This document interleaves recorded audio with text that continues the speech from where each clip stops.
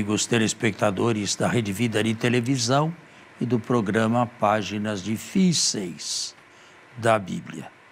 Nós iniciamos o programa deste domingo agradecendo a presença e a companhia, ainda que do outro lado destas câmeras de televisão, por parte de todos os que nos veem. Bom dia, Padre Fernando, bom dia a você que dominicalmente nos acompanha aqui por meio e através da Rede Vida de Televisão. Frise-se bem que, de fato, este programa trata inclusive de páginas difíceis. Vocês são testemunhas de que estamos analisando os ciclos dos patriarcas de Israel, mas se recordam, no último encontro nosso, o giro que o Padre deu dentro da história de Israel, para que você e eu pudéssemos entender as razões que levaram ou que levou Israel, sobretudo o Reino do Sul, a escrever esta literatura. Difícil, Padre. Páginas difíceis de fato, viu? Quer fazer alguma pergunta ou eu continuo? Não, continua com seu raciocínio e desculpe-me se tiver que interrompê-lo para ir fechando parênteses. Certo. O livro de Amós possui uma segunda metade, 5 visões. Eu não vou falar sobre as 5 visões, apenas quero lembrar algumas. Por causa daqueles pecados cometidos naquela monarquia de Israel, 10 tribos. Primeiro castigo, Deus envia ou está para enviar uma nuvem de gafanhotos. Para que servem os gafanhotos? Para estragar completamente a lavoura, a agricultura. Amós retruca: ó Deus, Jacó, este povo é tão pequenino, perdoa-lhe. E Deus perdoou. Segunda visão: um muro construído diante do qual se põe um fio de prumo. Sabe o que é isto? Para saber se o muro está ereto, se o muro não está penso, nem para a direita, nem para a esquerda. O muro está penso. Na primeira visão, Deus está disposto a perdoar. Mas agora, o mal provém de dentro. Não é mais Deus que envia uma nuvem de gafanhotos, é o próprio muro que está penso. E qual é a ação que se faz? O que se faz com o muro penso? Tem que ser derrubado. Não há como consertar 2, 3, meia dúzia de tijolos. Assim era o reino de Israel. Terceira visão: um cesto de figos maduros, bem maduros. Qual é o final de uma fruta? É a madurez, não é? E depois disso, o primeiro que passar come.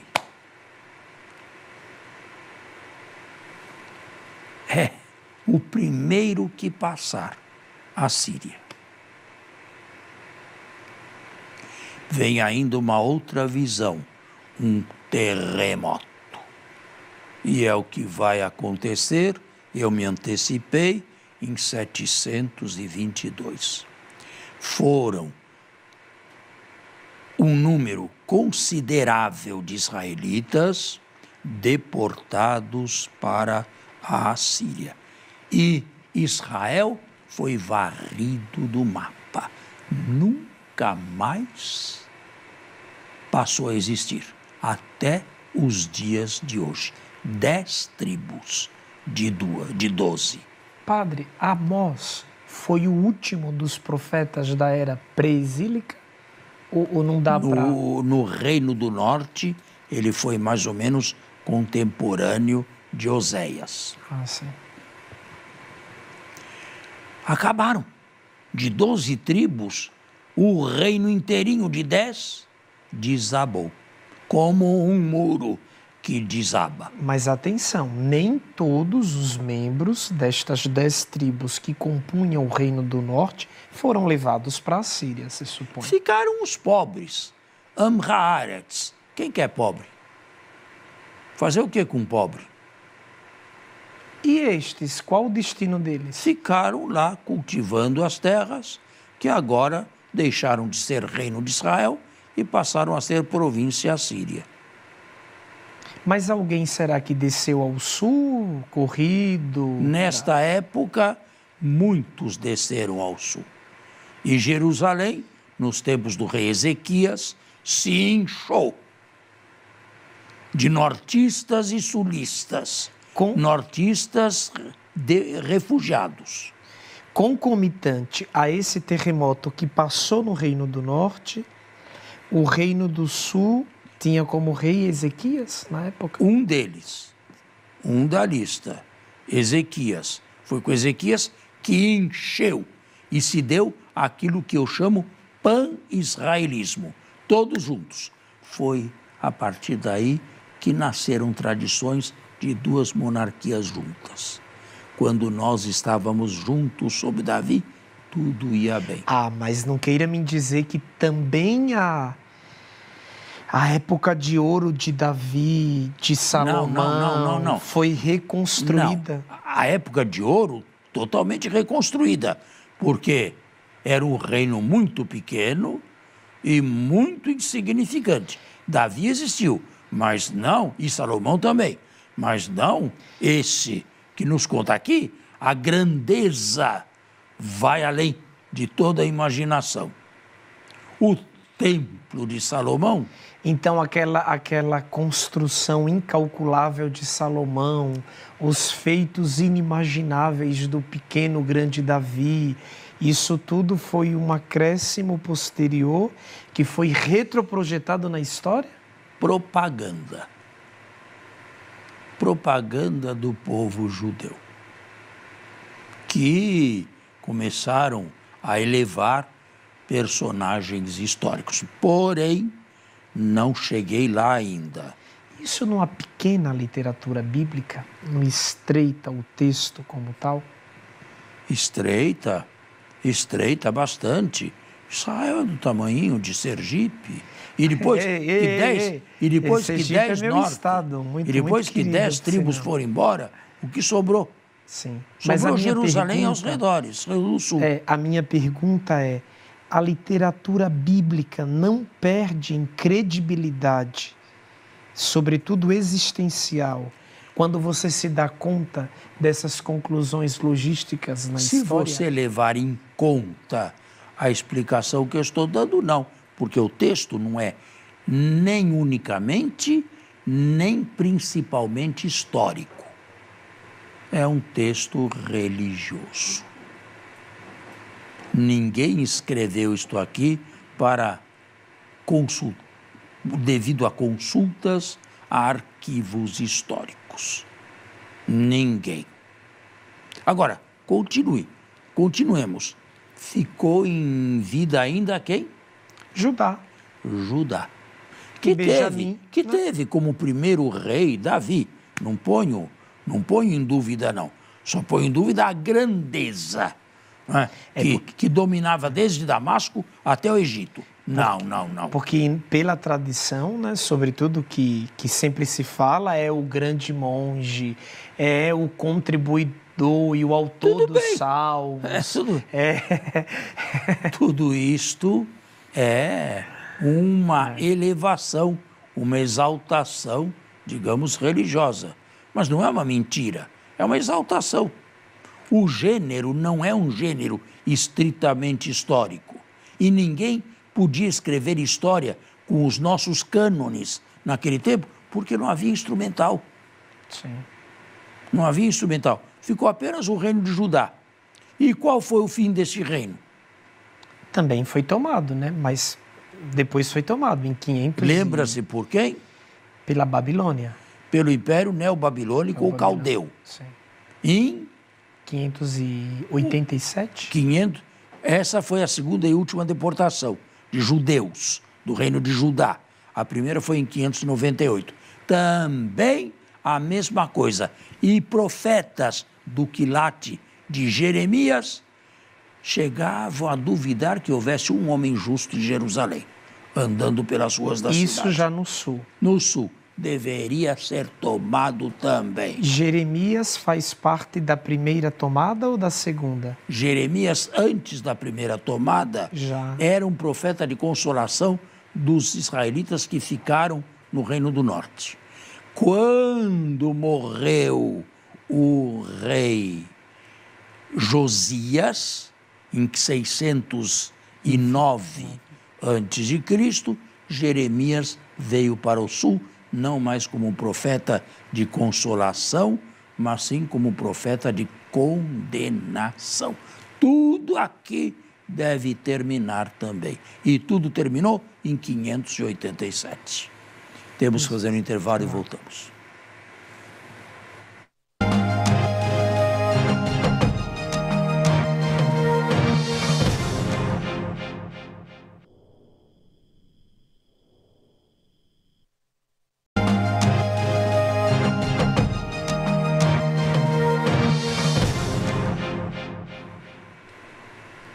De volta.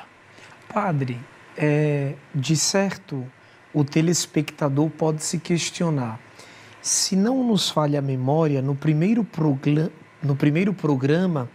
o senhor nos falou que, com muita probabilidade, tudo que foi testamentado sobre o período histórico de Israel nos foi herdado do sul.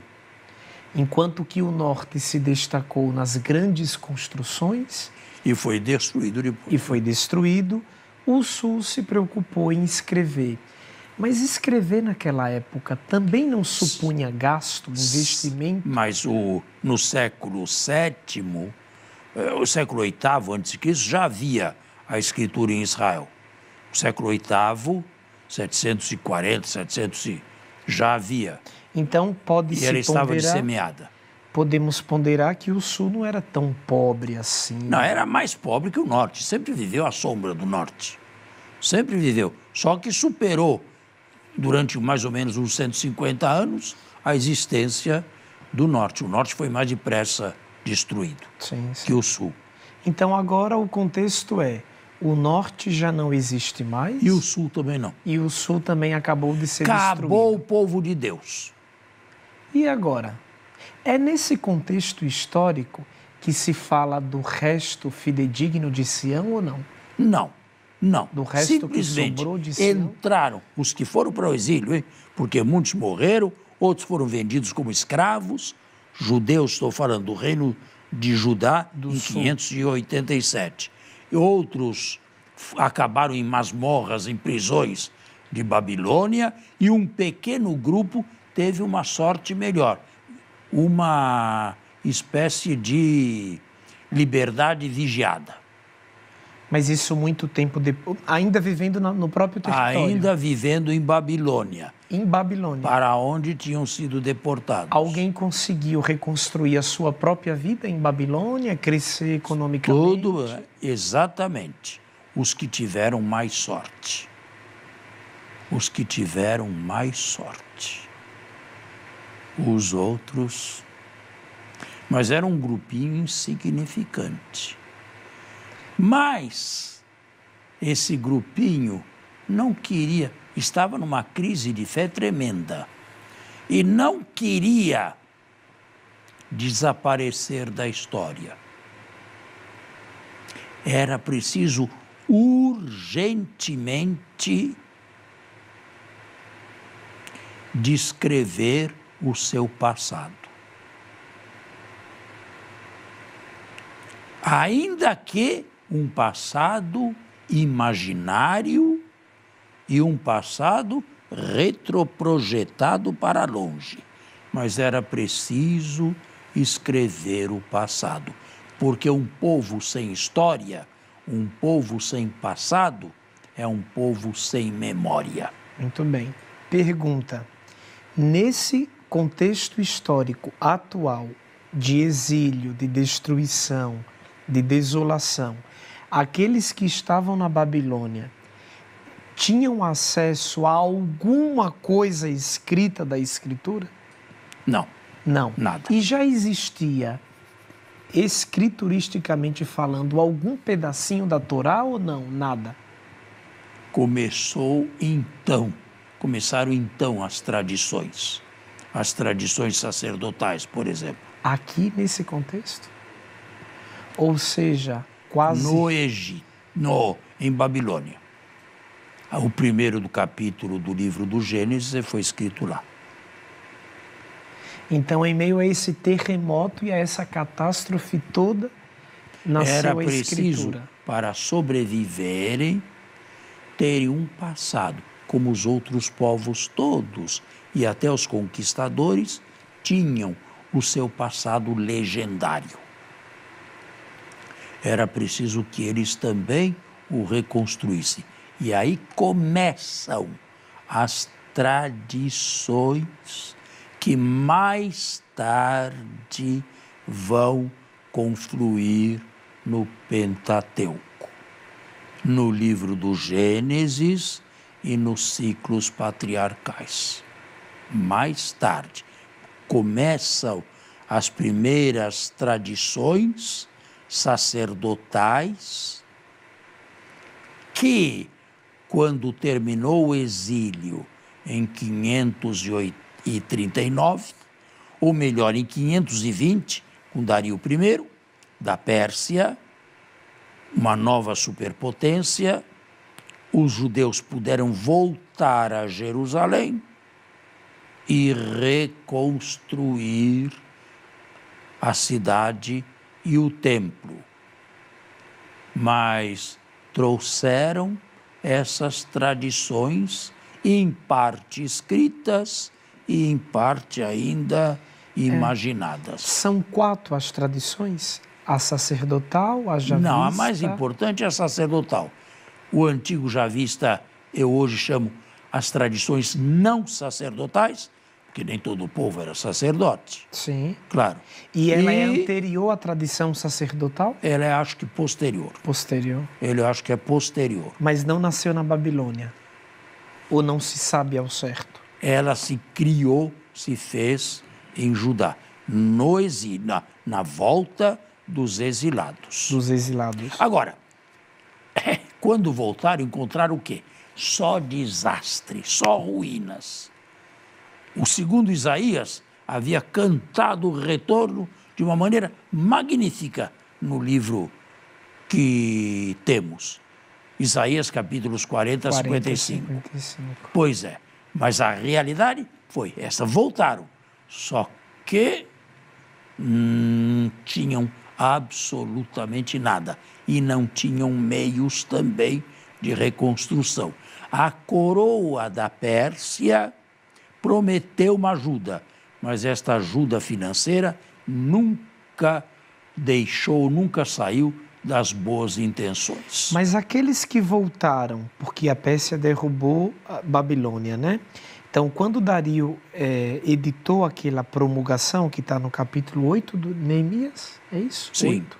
8. Estes que voltaram com total liberdade para refazer o território? Liberdade política, não.